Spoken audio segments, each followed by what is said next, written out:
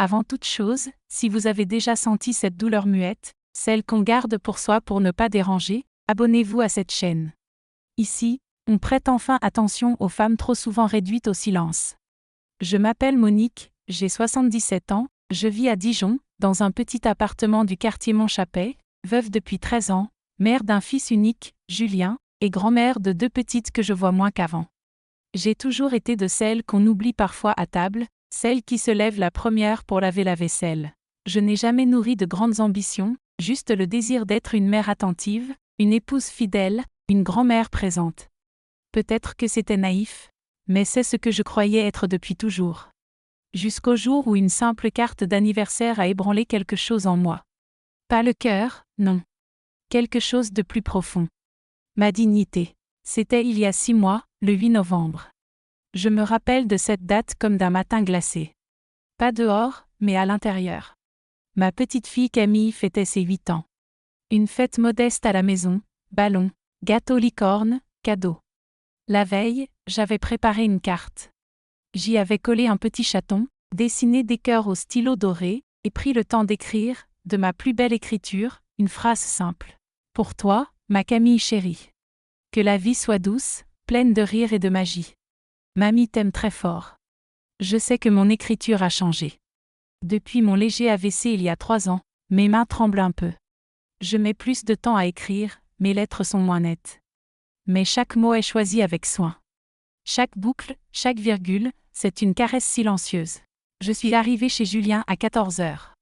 Il faisait froid dehors, mais l'appartement était trop chaud. J'avais apporté un pull tricoté main pour Camille, un petit jeu de société, et bien sur la carte. Camille m'a sauté au cou, ravie. Mais c'est en fin d'après-midi que tout a basculé. Après le gâteau, elle a commencé à ouvrir les cartes, celles des voisins, celles des copines de l'école, et enfin la mienne. Elle a essayé de lire, mais certains mots l'ont arrêtée. L'écriture n'était pas facile pour une enfant de 8 ans. Alors, elle a tendu la carte à sa mère, ma belle-fille Élodie. Et là, tout a changé. Élodie a lu à voix haute en imitant ma voix, d'une manière tremblante, caricaturale, comme si elle se moquait d'une vieille dame édentée. Elle a même fait semblant de trembler des mains devant tout le monde, puis a éclaté de rire. Franchement maman, tu devrais taper tes textes à l'ordinateur, hein. On croirait un manuscrit du Moyen-Âge. Tout le monde, même Julien, même Camille, un peu gêné, arrête pour faire comme les grands. Moi, je suis restée figée, les mains posées sur mes genoux, crispée, le regard fixé dans ma tasse de café. Personne n'a remarqué que je ne souriais pas, ou plutôt, personne n'a voulu le voir. Je suis restée jusqu'à la fin de la fête. J'ai aidé à ranger, comme toujours. J'ai embrassé Camille, je l'ai serrée contre moi. Puis je suis repartie à pied, même sous la pluie. J'ai enfilé mon manteau, descendu les escaliers, dit au revoir, sans recevoir vraiment de réponse. Sur le trottoir, la pluie ruisselant sur mes cheveux blancs, je me suis arrêtée. Je me suis sentie vieille, pas à cause de mon âge, mais d'un sentiment d'inutilité. Voici donc la deuxième partie de cette histoire, racontée à la première personne par moi, Monique. Dans ce chapitre, je replonge dans mon passé, dans ces douleurs anciennes, ces silences accumulés, et je commence à comprendre que ce qui s'est passé n'est pas un incident isolé, mais la goutte d'eau qui fait déborder le vase. Je suis rentrée ce soir-là trempée jusqu'au corps. Mon manteau exhalait l'odeur du tissu humide.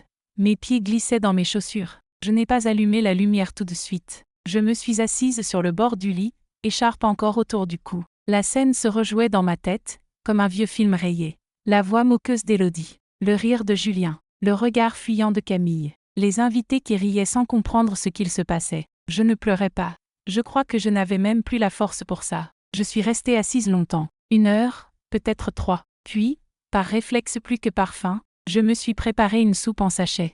J'ai mal dormi cette nuit-là, le cœur oppressé par une douleur sourde. Le lendemain, dans mon petit salon, j'ai sorti la boîte. Une vieille boîte en fer, cachée sous le buffet. À l'intérieur, des cartes, des lettres, des dessins d'enfants, des trésors silencieux que j'avais gardés toute ma vie. La première lettre de Julien au CP. Je t'aime maman, même quand tu cries. Un dessin de Camille avec « Mamie » écrit à l'envers. Une carte postale d'Henri, mon mari, lors d'un déplacement dans le sud. Je pense à toi sous le soleil. J'espère que la pluie ne t'écrase pas trop.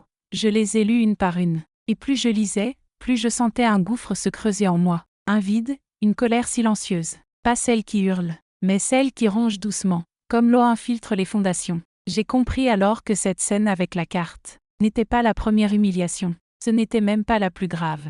C'était juste celle de trop. Je me suis rappelé le jour où Élodie m'avait dit devant les enfants: « On ne va pas te confier Camille ce week-end, tu comprends?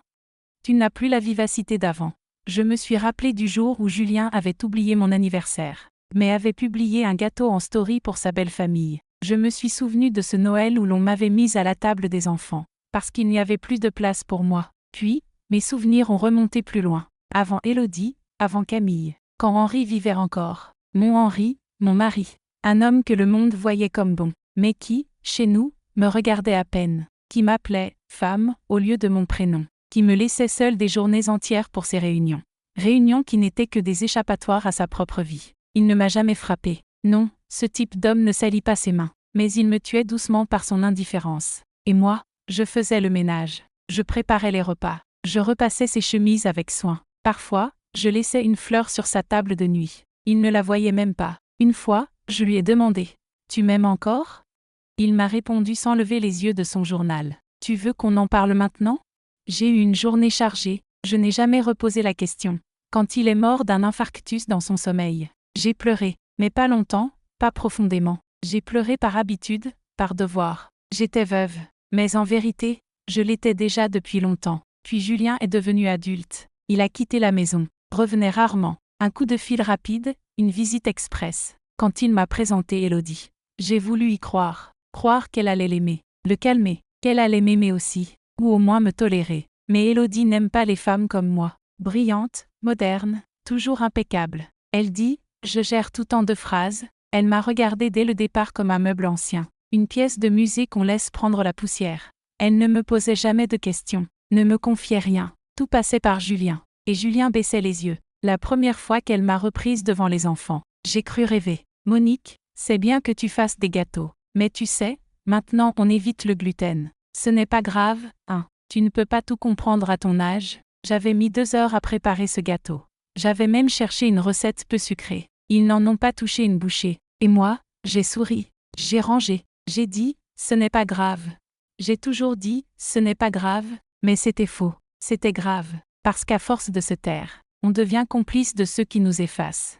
Je pensais que la carte d'anniversaire allait réconcilier, faire sourire, rapprocher, mais elle a signé ma condamnation. Dans leurs yeux, j'étais devenue une gêne, une figure pâle, une vieille dame dont on se moque gentiment, comme une photo fanée qu'on garde par politesse. Et pourtant, j'étais là, vivante, aimante. Mais pour combien de temps encore? Car ce jour-là, dans ma cuisine de 9 mètres carrés, entre 2 papiers jaunis et une tisane refroidie, j'ai compris quelque chose.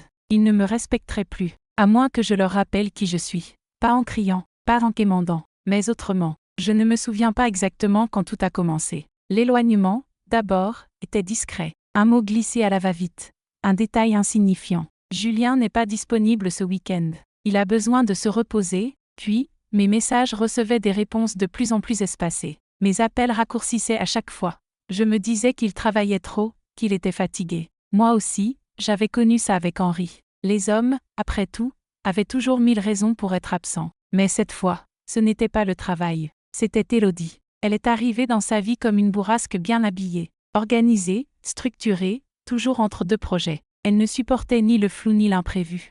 Et moi, j'étais l'imprévu permanent. Je ne correspondais pas à son monde. Je le lisais dans ses yeux quand elle entrait dans ma cuisine, quand elle posait son regard sur ma nappe fleurie, mon service dépareillé, mes rideaux à volant. Elle ne disait rien, mais tout en elle criait: « Ce n'est pas mon style. » La première fois que j'ai compris qu'elle voulait m'écarter, c'était à Noël. L'année où Camille avait 3 ans, j'avais tricoté une robe rouge pour elle, avec de petits flocons blancs. J'étais fière de mon travail. Je l'avais emballée dans un papier craft décoré à la main. Quand je l'ai tendue à Élodie, elle m'a répondu: « Oh, c'est gentil, mais on a déjà pris une tenue de fête pour elle. » Elle ne l'a même pas ouverte. Julien n'a rien dit. Il a juste détourné le regard. Puis est venue la fête des mères. Chaque année, Julien m'envoyait une carte, un mot, même court, quelque chose. Mais cette année-là, rien. Silence. Quand je l'ai appelé, il a dit: « Ah oui, désolé, on a été pris dans une sortie en famille. Mais tu sais que je pense à toi, hein ?»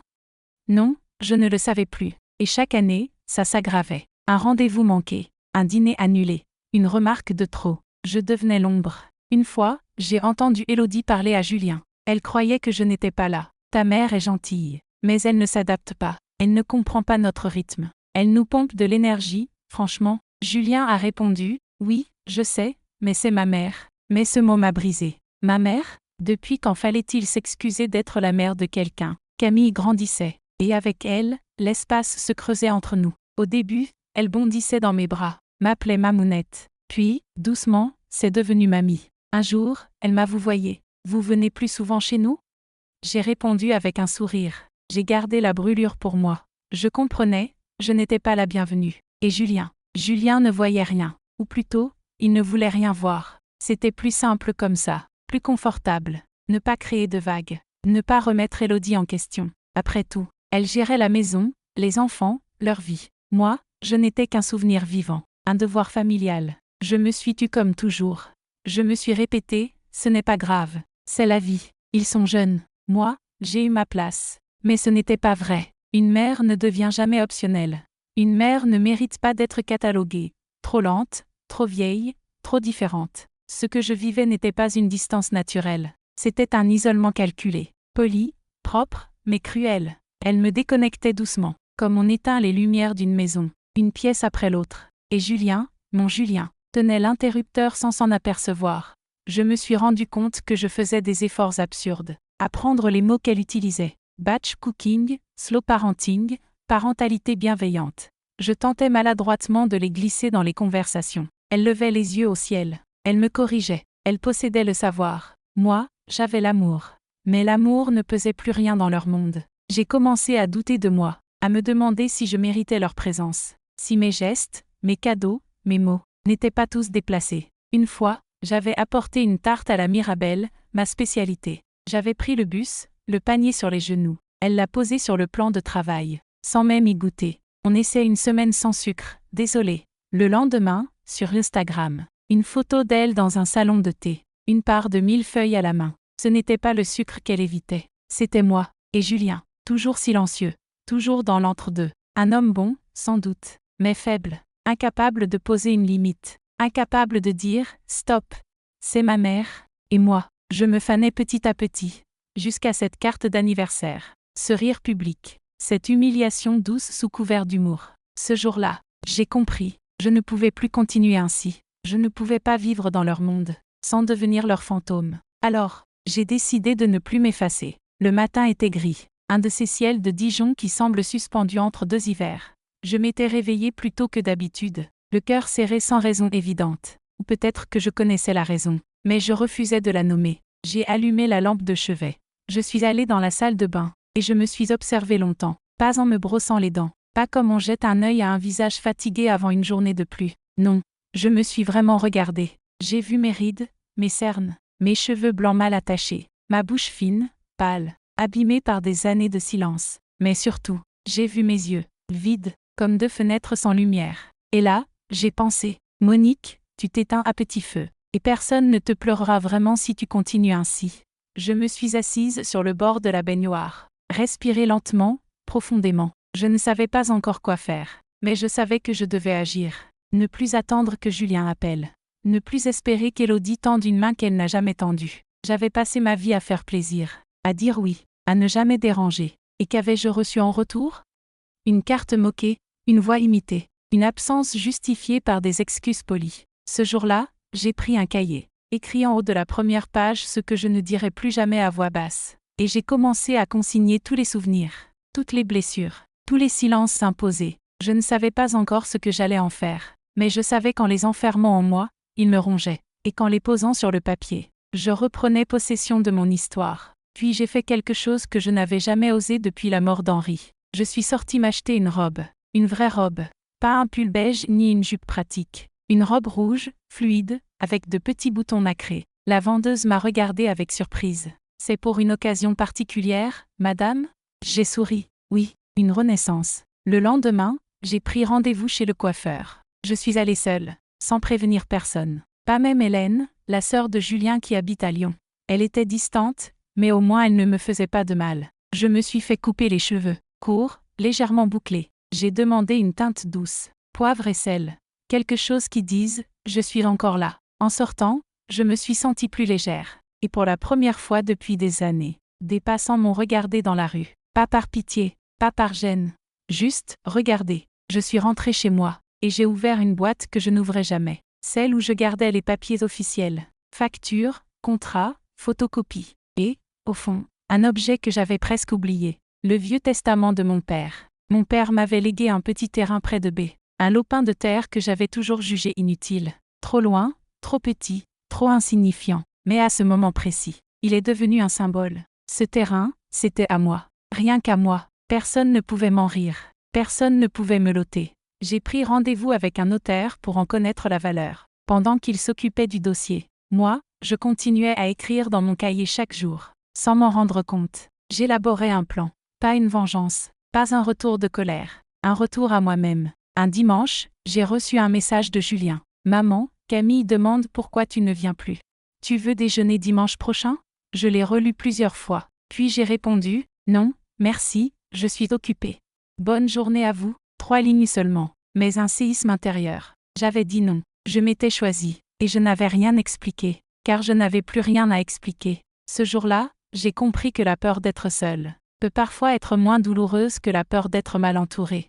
Je n'avais jamais été une femme de stratégie. Je faisais partie de ces mères d'une autre époque, celle qui écoute avant de parler, celle qui dilue tout jusqu'à perdre le goût. Mais en vieillissant, j'ai appris qu'il existe une forme de revanche silencieuse, une revanche qui se construit avec patience, et surtout, dans le calme. Je ne voulais pas blesser, je ne voulais même pas punir. Je voulais simplement exister. Et pour cela, je devais reprendre ma vie en main. Tout a commencé par une lettre. Je l'ai écrite sans trembler, avec mon écriture que ma belle-fille trouve ridicule.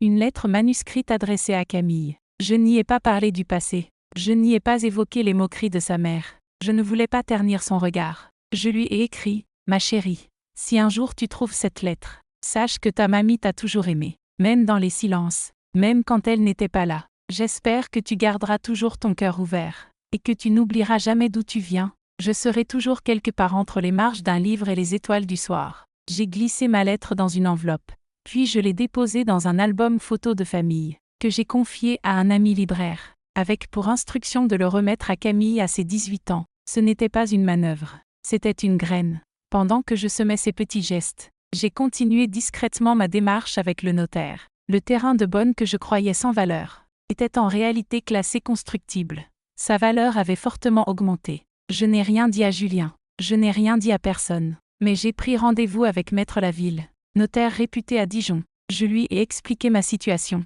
Elle m'a écouté sans interrompre pendant 40 minutes. Puis elle m'a dit « Vous n'êtes pas faible, Madame Monique. Vous êtes une survivante. Nous allons protéger ce que vous avez bâti. » J'ai modifié mon testament. Avant, tout allait à Julien par simplicité, par habitude. Désormais, ce terrain irait directement à Camille, à condition qu'elle vienne le signer elle-même à sa majorité. Je ne voulais pas qu'Élodie puisse y toucher. Je voulais que Camille sache, un jour, que sa grand-mère avait pensé à elle. Non pas avec une carte moquée, mais par un acte concret, irrévocable. Puis j'ai commencé à vider mes armoires. Pas pour déménager, pour trier, faire de la place. Symboliquement, je me suis séparée des nappes que personne ne regardait. J'ai donné mes anciens livres à la bibliothèque du quartier. J'ai vendu quelques bijoux, pas pour l'argent, mais pour ne plus porter le souvenir de quelqu'un qui m'avait oublié, avec ce qu'il me restait. J'ai commencé à préparer un petit projet. Louer une maisonnette en périphérie de Dijon, un jardin, 2 pièces, un endroit calme où je pourrais planter des fleurs, un lieu que je pourrais appeler chez moi, sans avoir à justifier mon existence à qui que ce soit. Je n'ai prévenu ni Julien ni Hélène. Je me suis contentée d'envoyer une carte postale manuscrite, à chacun d'eux, avec ces mots « Je vais bien. Je vis un peu plus loin. » Un peu plus vrai, quelques semaines plus tard, alors que je finissais de signer le contrat de location, j'ai croisé Élodie par hasard au marché. Elle m'a regardée, surprise. « Ah, bonjour. Vous allez bien ? On ne vous voit plus. » Je l'ai regardée droit dans les yeux. J'ai senti qu'elle ne s'attendait pas à ma réponse. Je ne suis pas partie.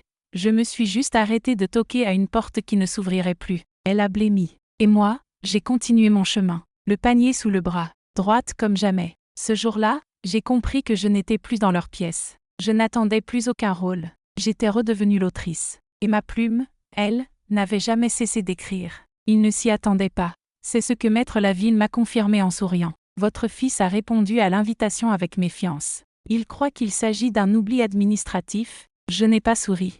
Je ne me réjouissais pas de le surprendre. Ce n'était pas un jeu. C'était une vérité qu'il était temps d'entendre. Pas dans les larmes, pas dans une scène dramatique, mais dans un bureau officiel, entre des murs froids, là où les mots ont un poids et où les silences condamnent. Le jour du rendez-vous, je suis arrivée 10 minutes en avance. Je portais ma robe rouge, celle que j'avais achetée quelques semaines plus tôt, une écharpe crème, des chaussures vernies. Je voulais qu'il me voie telle que je suis. Une femme entière, pas une caricature de grand-mère oubliée. J'étais assise dans la salle d'attente quand je les ai entendus arriver. Julien, nerveux, parlait vite comme toujours. Franchement, cette convocation est bizarre. Elle aurait pu nous prévenir, non? Puis la voix d'Élodie, tranchante, incisive. C'est sûrement une formalité. Peut-être qu'elle veut juste nous communiquer sa nouvelle adresse. Ou nous léguer ses recettes de confiture. Un rire moqueur. Elle n'avait pas changé. Mais moi si. Quand ils sont entrés dans la salle de réunion, ils se sont figés. Je me suis levée. J'ai regardé mon fils dans les yeux et j'ai dit calmement. Bonjour Julien. Bonjour Élodie. Merci d'être venu. Aucune émotion excessive, aucun reproche. Maître Laville a pris la parole ensuite. Merci à tous d'être présents. Madame Monique m'a confié la gestion d'une révision testamentaire. Elle a souhaité que certaines informations vous soient transmises de manière claire et formelle, en sa présence. Julien s'est redressé sur sa chaise. Révision? Attendez, je ne comprends pas. Tout était déjà fait. Non, j'ai parlé doucement. Elle m'avait dit que, enfin, justement. Je t'avais prévenu il y a des années, avant que tu ne deviennes un étranger dans ma propre vie. Il a rougi mais n'a rien répondu. Élodie, elle, a haussé les épaules. Monique, je ne comprends pas ce que tu veux dire. Mais si c'est encore pour nous faire culpabiliser. Franchement, ce n'est pas très élégant. Je me suis tournée vers elle. L'élégance, Élodie, c'est de ne pas lire une carte d'anniversaire à voix haute, en imitant la main tremblante d'une vieille femme devant des enfants. Silence. Julien baissa les yeux. Maître Laville reprit. Voici les éléments à vous transmettre. Madame Monique a décidé de retirer la disposition initiale, qui attribuait l'ensemble de son patrimoine à son fils. Elle a réservé une part importante, en l'occurrence un terrain valorisé près de Bonn, à sa petite-fille Camille. Cette disposition est soumise à conditions suspensives précises, que Camille vienne elle-même signer l'acceptation à sa majorité, et qu'elle prenne connaissance d'une lettre personnelle laissée par sa grand-mère. Le choc dans leur regard était palpable. Julien balbutia. « Mais maman, pourquoi ? Tu sais bien que je t'aime. On est pris, on n'a pas toujours été à la hauteur. Mais de là à nous retirer. » Je levai la main. Je ne t'en veux pas de ne pas avoir été parfait. Je t'en veux d'avoir été absent pendant que j'étais encore là. Élodie se leva brusquement. C'est grotesque. C'est un règlement de compte déguisé. Tu veux créer des tensions dans la famille, Monique? Tu veux que Camille rejette son père un jour? Je la regardai sans flancher. Je ne veux rien créer. Je veux juste que Camille sache qu'un jour, une vieille femme qu'elle appelait mamie a existé, et qu'elle l'aimait plus que tous les jugements, les silences et les moqueries réunis. Elle serra les dents. Julien posa une main sur son bras. « Assieds-toi, dit-il à Élodie. » Elle resta debout quelques secondes, puis céda. Je repris. « Je ne vous dois rien, pas même une explication. Mais je vous l'ai offerte par respect. Ce que vous en ferez ne me regarde plus. » Julien semblait ému, sincèrement ébranlé. « Tu sais maman, je pensais avoir encore le temps de réparer. Tu en avais. Je t'en ai laissé beaucoup, répondis-je en me levant. Je n'ai pas fait ça pour me venger. Je l'ai fait pour exister. Et si un jour Camille me demande pourquoi je suis partie, je veux qu'elle découvre la réponse elle-même. Dans ce que je lui ai laissé, je l'ai quitté dignement, sans me retourner. Dans le couloir, je respirais à fond. Et pour la première fois depuis longtemps, je n'avais plus peur de vieillir, parce que je n'étais plus invisible. J'étais debout, droite, vivante. Depuis ce jour au cabinet du notaire, je n'ai plus revu Julien. Il m'a envoyé un message court, hésitant, comme s'il ne savait plus s'il devait m'appeler maman, ou simplement Monique. Je ne sais pas si tu m'en veux, ou si tu as simplement tourné la page. Je suis désolée pour beaucoup de choses. J'espère qu'un jour on pourra parler. Je n'ai pas répondu, pas par rancune, mais parce que les mots perdent leur valeur. Quand on les écrit 10 ans trop tard. Je vis aujourd'hui dans ma maisonnette aux abords de Dijon, un quartier calme, quelques potagers, des enfants qui jouent le mercredi. Je ne suis pas seule.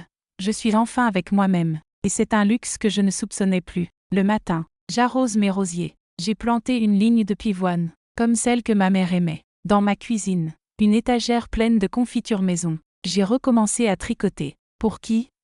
Je ne sais pas encore. Peut-être pour Camille, peut-être pour moi. J'ai retrouvé un vieux groupe de lecture à la bibliothèque du centre-ville. Tous les jeudis après-midi, on lit à voix haute. Moi je choisis des textes simples, mais profonds. Un jour, une femme, Monique aussi, m'a dit « On sent que vos silences ont du poids, comme si vous veniez de loin. » Je n'ai rien dit. Elle avait raison. Je viens de loin, de la douleur d'être effacée, du silence de trop, et surtout de l'amour donné sans retour. Mais aujourd'hui, je ne donne plus comme avant. Je donne sans me perdre. Camille m'a écrit une lettre par elle-même. Elle a 11 ans. Elle y a mis des autocollants, des dessins, et une phrase. « Mamie, j'ai demandé à papa pourquoi tu ne venais plus. Il m'a dit que tu avais besoin d'être heureuse toute seule. Moi, je veux que tu sois heureuse avec moi aussi. » Je l'ai relu 20 fois. Je l'ai posé sur ma table de nuit. Je ne suis pas retournée chez eux. Pas encore. Mais j'ai invité Camille à venir passer un dimanche chez moi, avec son sac à dos, ses histoires, et son rire. Elle est arrivée le cœur léger, un bouquet à la main.